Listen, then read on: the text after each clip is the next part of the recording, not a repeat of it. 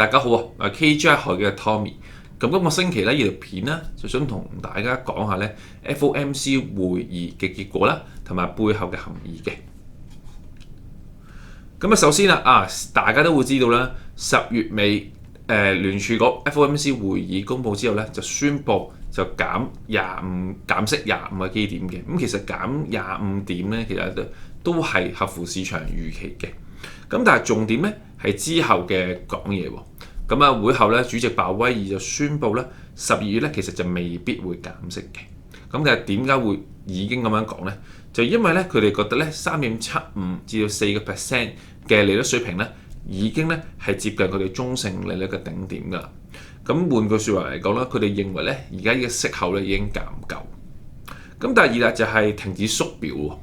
咁咧會後咧鮑威爾亦都有講過啦，或者12月1號開始咧，聯儲局咧係會停止縮表，即係咧停止 QT 量化緊縮。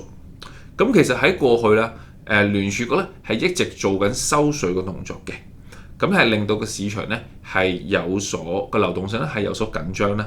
咁而家停手唔再有量化緊縮嘅話咧，咁其實聯儲局嘅資產負債表嘅規模咧就唔會繼續縮落去㗎啦，佢維持不變嘅。咁有消息指咧，局方咧係想將呢個之前買嘅呢個按揭抵押債券咧會收翻嚟嘅錢咧，會轉向去投呢個美國嘅短期國債嘅喎。咁呢個做法咧，其實傳統咧係有利金融行業嘅。咁對於風險資產咧，其實都係好事。即係其實而家係變相咧係一個 QE 嘅狀況，因為佢將啲錢咧係會轉咗落去咧去買美國嘅國債啦。咁亦都支持美國嘅國債，從而咧去推低咧美國嘅短期利率。咁所以咧呢個都係由變相咧由 QD 轉去 QE 嘅狀況。咁另外啦就係佢哋點樣去睇呢個經濟咧？咁佢哋咧就認為咧，而家依舊咧都係一個溫和擴張嘅，咁未見到一個明顯嘅衰退狀況啦。咁而就業市場咧，的確咧係慢咗落嚟嘅。咁而呢個通脹咧，其實咧，如果唔係關注嘅影響咧，其實已經好接近佢哋2% 嘅長期目標㗎啦。咁而佢哋都認為咧關稅咧都可能只係一次性嘅影響，咁未必咧係會令到咧消費者對於通脹預期咧係有所升溫。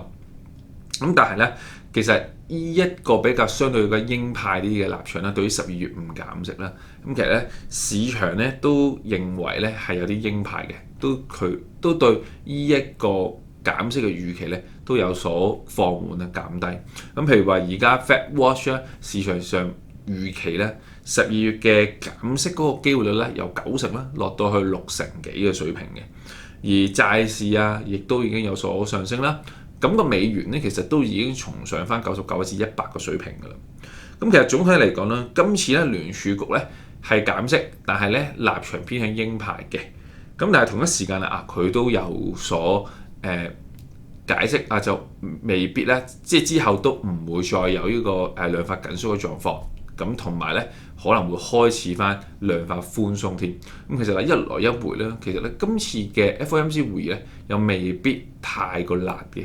咁反而可以期待一下之後喺再有減息，再加埋咧由一個量化寬鬆嘅底下咧，咁個流動性提高，咁令到啲股市或者係啲風險資產咧會唔會有進一步咧重估，再一次有重估嘅價值喎。